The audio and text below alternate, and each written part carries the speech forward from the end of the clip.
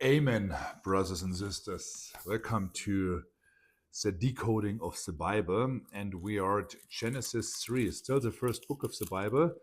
And in this chapter, holy moly, we are going into the real media series, the temptation and fall of man. We all know the story of Adam and Eve in the paradise. Didn't last very long, and they fucked it up. How did this happen? Why did this happen? And what is this all about? The interesting story is when um, they took the fruit. By the way, it was not an apple, it was a fruit. Later in the art in Europe, it was defined as an apple because it just looked better. But they ate it, both of them, and and they got tempted. They got led in temptation from the devil, a serpent, a little snake, a little creature that talked to them, and they knew I cannot eat from the tree, but it was played very strategically, very manipulative, almost like a sales pitch. First of all, the devil said, "Did God really say that?" So question mark, planting the seed of doubt. Did he really say that? The fall begins when your mind treats your truth as negotiable. When you have everything in place and then you start doubting it. This is where it all starts. Then comes the lie. You surely won't die if you eat that. That is translated in today, it won't matter. So it won't matter voice we have. You know what? This one burger, this one cigarette, this one time it won't matter. It's just a one-time mistake. The won't matter voice actually perfectly executed by the devil. And then the devil describes it. It's good for food, it's pleasing to the eye, and it makes one wise. Remember, it was the tree they couldn't eat from that gives them the ability to differ between good and evil. So a moral authority. They just didn't want to be like God, not like, oh, we want to be like God. No, way more than that. They wanted to know what is good and evil, by that claiming a certain kind of moral authority. And Eve took the fruit. She was the one who initiated it. And Adam, like, yeah, like a good boy, followed her. He did not protect her. He did not take responsibility. They ate, and what happened? Did they regret it? No. First things that happened, they realized they were naked. Holy moly, what the fuck is going on? So the fruit initiated self-consciousness. The self-consciousness of appearance, actually. So they're hiding when they hear the God's voice. Very interesting part, by the way. The moment the sin happened, God appeared. And imagine that, picture that. They ate it, and right away, like, oh my God, we are naked. So they take a leaf of a fig tree and hide their genitals. They felt shame. They were naked the whole time, and it was not a problem at all. But out of a sudden is the problem. Shame, how other people perceive me. Very interesting. And then they hear God and they hide behind a tree. Means when you're off, you avoid prayer and truth. And God asks three questions. Very interesting. Where are you? Well, excuse me, it's God. He can see them. He knows where they are. Where are you? Who told you that you were naked? And have you eaten the fruit? So location, where are you, is not meant locally like GPS navigation. It's meant where are you spiritually? Where do you stand spiritually? The source, who made you believe? Who changed your mindset? What is the source of this? He wanted to get to the source of it. And then have you eaten? Own the mistake. Adam replied, and he replied in the possible best way. Not, unfortunately. He didn't, he fucked it up big time.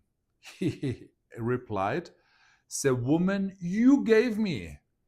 So he indirect even blames God. It was the woman, but the woman you gave me. I didn't, excuse me, it's not my fault at all. So he shifts from the guilt completely. And God's first word after the restoration protocol was not an emotional response. He was not angry with them. He didn't know, what have you done? How could you? No, he asked questions to lead them to personal responsibility, and Adam messed it up. He didn't take personal responsibility. And even the question, who told you that you're naked? Adam ignores this question and he only answers the second one. God wanted to have a dialogue, but Adam didn't notice that. God gave him a chance. Adam missed out big time by selfish replying and not owning responsibility. And this is where it happens. When shame is active, then you don't heal, you defend. Let it sink in. Who told you that you're naked? Who told you that you are naked? What does that mean in our days?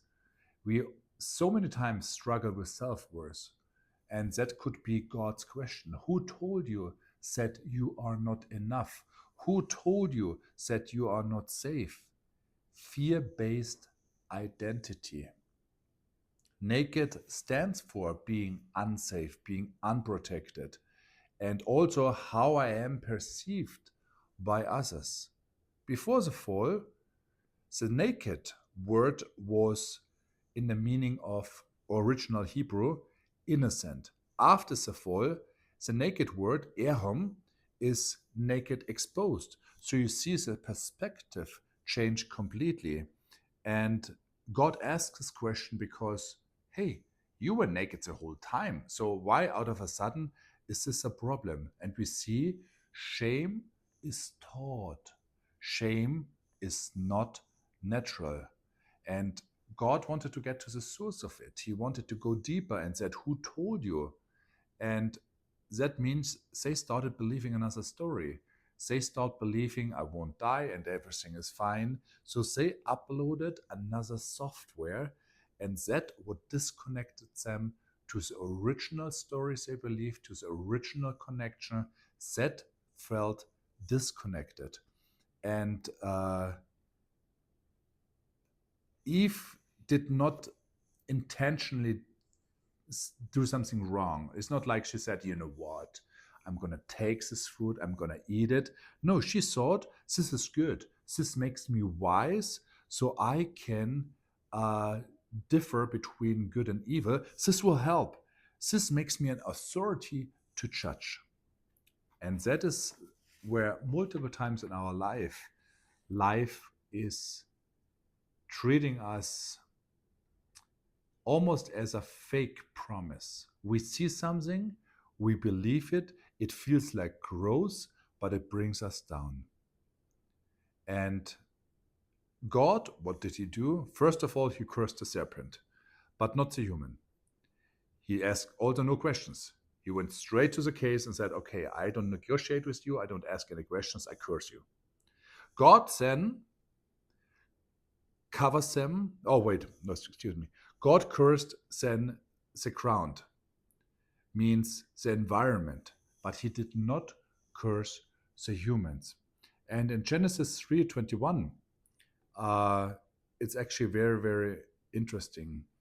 When God cursed Adam as the last one, and sorry, he did not curse Adam. He cursed the ground where Adam stands on. And he said, Adam, I created you from dust, and to dust you will become again. So you will start from dust and you will end as dust. In this moment, Adam realized, I will die. This is limited. This is over. And YouTube, we make a little break because I have to skip the recording for TikTok. Bear with me, guys, and we are continuing with part 2. We just repeat the last sentence. Adam realized, okay, I was created from dust and I will return to dust. Means my life cycle is not unlimited anymore. It is from now on limited.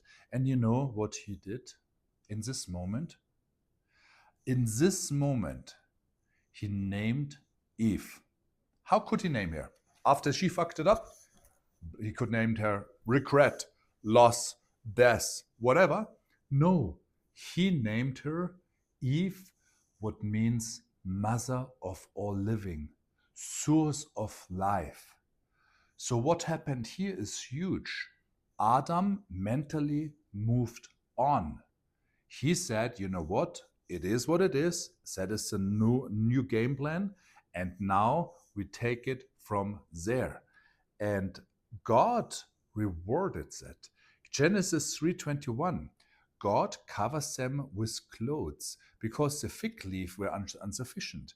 Even after sin, God takes care of you.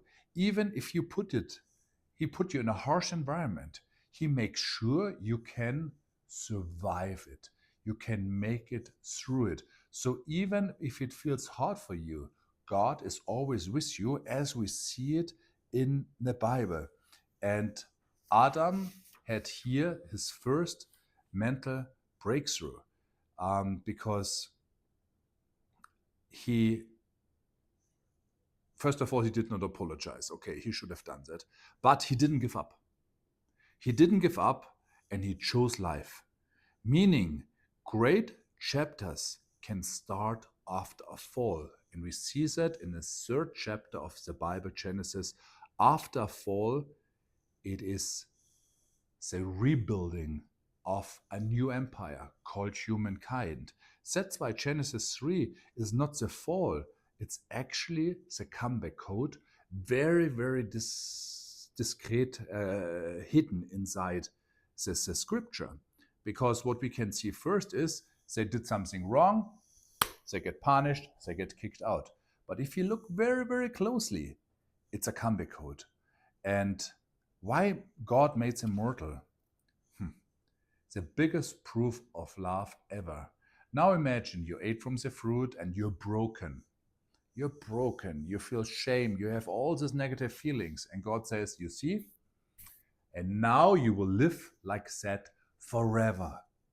You're fucked. Excuse my language. That's how I talk. But he did not want that. He did not want them to suffer forever and ever. That's why he limited to a lifespan and said, you know what? You will experience all these feelings for a certain time and then we're good and you return to paradise. So technically, he did it not as a punishment, he did it as a protection based on the love towards the humans. And then he closed Eden. It can't be entered by force, only by transformation. And that shows very, very clear that Eden is a state. So summarize what we learned from that. Number one, you will never be without God. In the moment, even your biggest sin, God will be right here. And he wants you to take responsibility. He wants you to own your mistake. He wants you to say, you know what? Yes, I did wrong. I own it. And then you have to have your comeback. And God is still taking care of you. Means even if you're in a harsh environment, he makes sure you're covered with clothes. You're covered with the necessary tools to overcome what is in front of you. And the moment you move on and you said, okay, I accept it, but my vision is towards life, like Adam called Eve source of life. He moved on mentally. God rewarded them right away. And this is what chapter 3 is about. Genesis 3 is not the fall, it's a comeback code. I hope you like my way how I decode things, because if we really look at this book, guys, this book is a hidden code for everything you want in life. And I'm here to decode it. Follow and subscribe, and we take it chapter by chapter, sentence by sentence, word per word, and decode the most magical book on this planet.